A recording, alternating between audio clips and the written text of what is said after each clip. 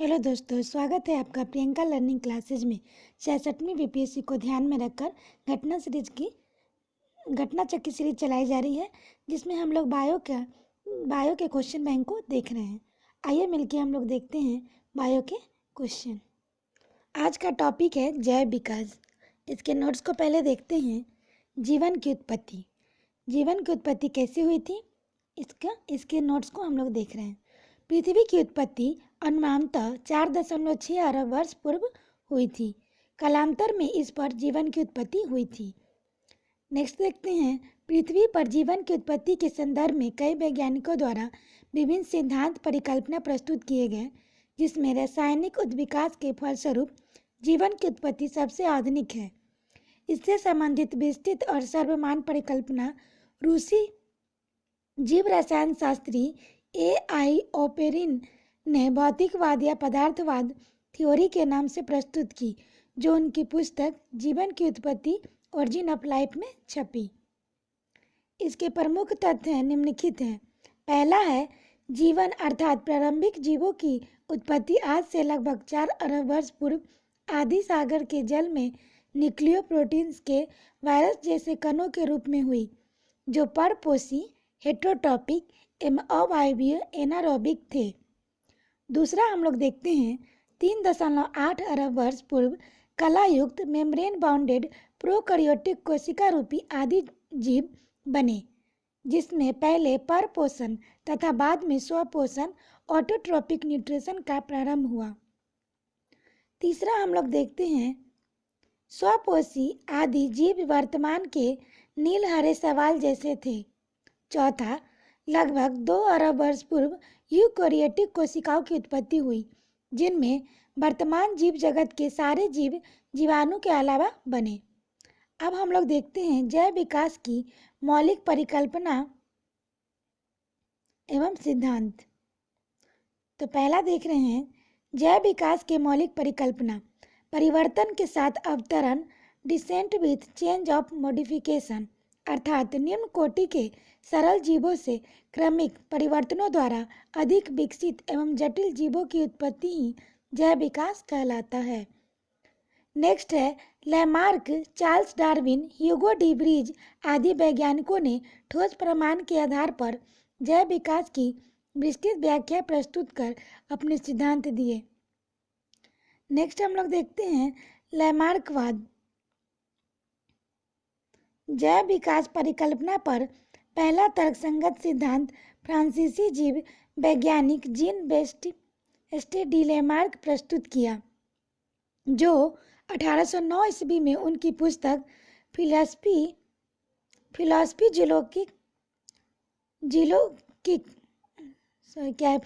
Geologic, थोड़ा बोलने में प्रॉब्लम हो गया। इसे लैमार्क का सिद्धांत या लैमार्कवाद कहते हैं। यह निम्नलिखित मूल धारणाओं पर आधारित है। पहला, बड़े होने की प्रवृत्ति। दूसरा, वातावरण का सीधा प्रभाव। तीसरा, अंगों के उपयोग या अनुपयोग का प्रभाव, इफेक्ट और use and disuse of organ. चौथा है उपार्जित लक्षणों की वंशागति, inheritance of disease, inheritance of acquire character. लैमार्कवाद को उपार्जित लक्षणों का वंशागति का सिद्धांत कहते हैं।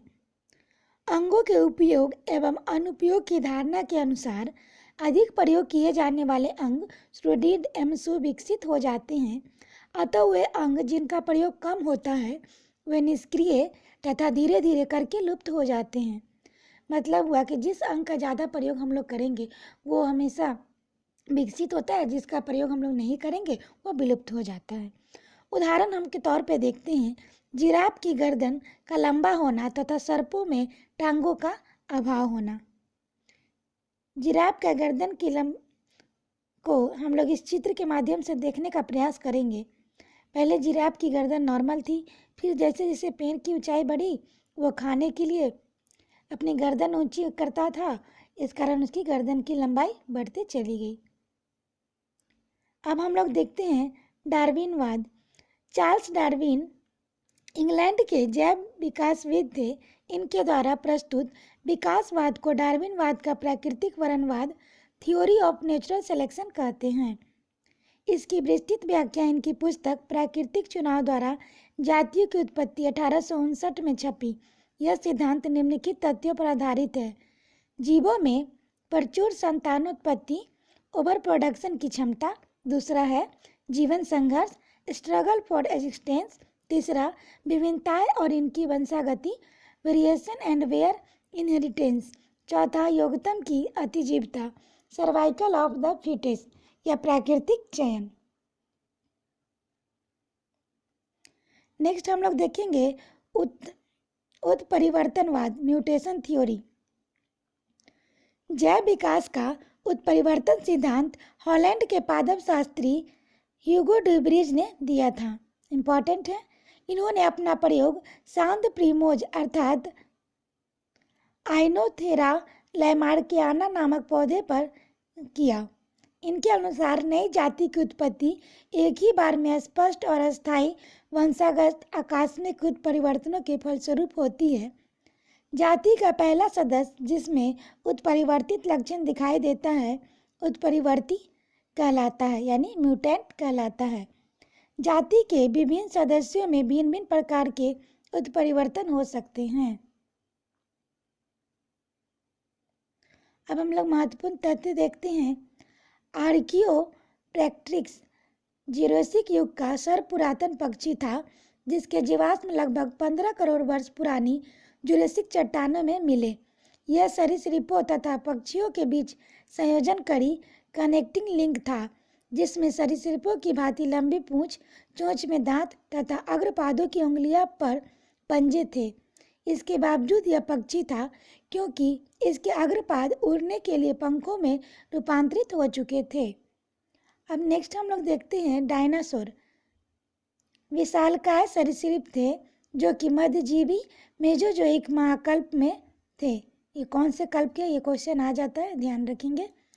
मध्यजीवी महाकल्प को 3 कल्पों ट्रायसिक कल्प, जुरासिक कल्प, क्रिटेशियस कल्प में बांटा गया है। नेक्स्ट क्रो-मैग्नोन मनुष्य की आधुनिक मानव होमोसैपियंस का अंतिम सीधा पूर्वज आधुनिक मानव की एक उपजाति होमोसैपियंस फॉसिल्स मानते हैं। नेक्स्ट हम लोग देखते हैं क्रो-मैग्नोन का शरीर गठा हुआ और लगभग 180 सेंटीमीटर 6 फीट लंबा तथा कपाल गुहा 1600 क्यूबिक सेंटीमीटर थी। अब हम लोग इसके आधारित क्वेश्चन को देखते हैं। पहला है वर्तमान प्रमाण के अनुसार पृथ्वी पर जीव का उद्गम हुआ लगभग कितने, तो ये होगा, इसका हो जाएगा 2 अरब वर्ष पूर्व। इसका एक्सप्लेनेशन देखते हैं। वर्तमान प्रमाण के अनुसार पृथ्वी पर जीव का उद्गम लगभग 2 अरब वर्ष पूर्व हुआ। प्रारंभ में जीव साधारण और एक कोशिकीय थे, यूनिसेलुलर। बाद में बहुकोषीय जीवों मल्टीसेलुलर ऑर्गेनिज्म का विकास हुआ जो यूकैरियोटिक कोशिका वाले होते हैं, जबकि जीवाणु तथा नीले हरे शैवाल साधारणतः किस्म के प्रोकैरियोटिक कोशिका वाले होते हैं। नेक्स्ट हम लोग देखते हैं पृथ्वी पर सबसे पुराना जीव कौन है, तो यह नील हरित शैवाल। इसका एक्सप्लेनेशन देखते हैं। पृथ्वी पर सबसे पुराना जीव नील हरित शैवाल है। ये ऐसे प्रथम जीव है जिन्होंने सूर्य के प्रकाश एवं जल के प्रयोग से भोजन का निर्माण करना प्रारंभ किया। इस प्रक्रिया के उत्पन्न हुई ऑक्सीजन गैस वायुमंडल में फैलने लगी और अन्य जीवों के विकास में सहायक हुई। नेक्स्ट क्वेश्चन हम लोग देखते हैं। डार्विन द्वारा प्रस्तुत प्राकृतिक वरणवाद निम्न में से किस पर आधारित है, तो ये ओवर प्रोडक्शन, दूसरा struggle for resistance and variation, तीसरा सर्वाइवल ऑफ द फिटेस्ट, उपयुक्त सभी पर आधारित है। डार्विनवाद की प्राकृतिक वरणवाद थ्योरी ऑफ नेचुरल सिलेक्शन भी कहते हैं। डार्विनवाद की विस्तृत व्याख्या इनकी पुस्तक प्राकृतिक चुनाव द्वारा जातियों की उत्पत्ति 1859 में छपी।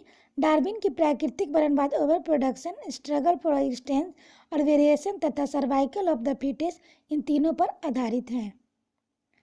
नेक्स्ट क्वेश्चन देखते हैं। विकासवाद का सिद्धांत किसने प्रतिपादित किया था, तो ये डार्विन ने किया था। Next question. जीव विकास इवोल्यूशन सर्वप्रथम किसने समझाया, तो ये लैमार्क ने समझाया। जैव विकास परिकल्पना पर पहला तर्कसंगत सिद्धांत फ्रांसीसी जीव वैज्ञानिक जीन बैटिस्टे डी लैमार्क ने प्रस्तुत किया, जो 1809 ईस्वी में उसकी पुस्तक फिलॉसफी जियोलॉजिकल में छपा, जिसे लैमार्क का सिद्धांत या उपार्जित लक्षणों का वंशागति का सिद्धांत कहते हैं। नेक्स्ट हम लोग देखते हैं विकास के उत्परिवर्तन सिद्धांत का प्रतिपादित किया था। तो किसने किया था? तो ह्यूगो डी ब्रिज ने किया था। इसका एक्सप्लेनेशन देखते हैं। विकास के उत्परिवर्तन सिद्धांत म्यूटेशन थ्योरी को हॉलैंड के पादप शास्त्री ह्यूगो डी ब्रिज ने दिया। इनके अनुसार नई जाति की उत्पत्ति अचानक एक ही बार में होने वाली स्पष्ट तथा अस्थायी बड़ी विभिन्नताओं के कारण होती है। जाति का पहला सदस्य जिसमें उत्परिवर्तित लक्षण दिखाई देता है उत्परिवर्ती कहलाता है। इन्होंने अपना प्रयोग शांत प्रिमरोज इवनिंग प्राइमोज पर किया था। अब हम लोग देखते हैं सूची 1 को सूची 2 से सम्मिलित करना है, तो इसका एक्सप्लेनेशन से कर लेते हैं। उत्परिवर्तन का सिद्धांत ह्यूगो डी ब्रिज, विकास का सिद्धांत डार्विन, एक जीन एंजाइम की परिकल्पना वीडल एम टैटम, ऑपरेरॉन की अवधारणा जैकब और मोनोड ने किया। विकास का मुख्य कारक है तो ये प्राकृतिक वर्ण। इसका एक्सप्लेनेशन देखते हैं। जैव विकास इवोल्यूशन का मुख्य कारक प्राकृतिक वर्ण है, क्योंकि यही विभेदों एवं अन्य हासिल किए हुए जीनों को अगली पीढ़ी जनरेशन में दिशा प्रदान करता है। प्राकृतिक वर्ण या चयन एक ऐसी प्रक्रिया है जिसके कारण जीवों की आबादियों में जीन रूपे जीनोटाइप एवं एलसीसी एलीली जीनों दोनों ही आवृत्तियों में महत्वपूर्ण परिवर्तन होते रहते हैं।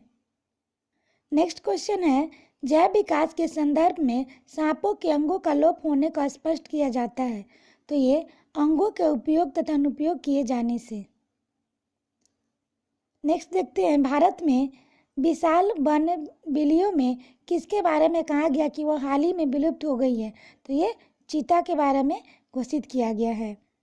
नेक्स्ट हम लोग देखते हैं, आधुनिक मनुष्य के हाल का पूर्वज है, तो ये है क्रो-मैग्नोन मानुस। इसका एक्सप्लेनेशन देखते हैं। क्रो-मैग्नोन मनुष्य को आधुनिक वैज्ञानिक वर्तमान मानव होमो सैपियन का अंतिम सीधा पूर्वज तथा आधुनिक मानव की एक उपजाति होमो सैपियंस फॉसिल्स मानते हैं। क्रो-मैग्नोन का शरीर गठा हुआ लगभग 166 सेंटीमीटर 6 फुट लंबा था तथा इसका कपाल गुहा 1600 क्यूबिक सेंटीमीटर थी। नेक्स्ट हम लोग देखते हैं, आर्कियोप्टेरिक्स क्या है?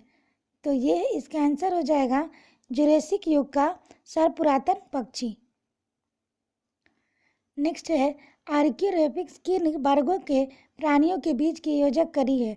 तो ये होगा सरीसृप व पक्षी। नेक्स्ट, मैमथ पूर्वज है, तो ये हाथी का है। नेक्स्ट देखते हैं, डायनासोर थे, तो ये मेसोजोइक सरीसृप के थे। इसका एक्सप्लेनेशन देखते हैं। डायनासोर विशालकाय सरीसृप थे जो कि मध्यजीवी सेरोजोइक महाकाय में थे। मध्यजीवी महाकल्प को 3 कल्पों ट्रायसेनिक कल्प 3.8 करोड़ वर्ष का, जुरेसिक कल्प 5.7 करोड़ वर्ष का, क्रिटेरियस कल्प 7 करोड़ वर्ष में बांटा गया है।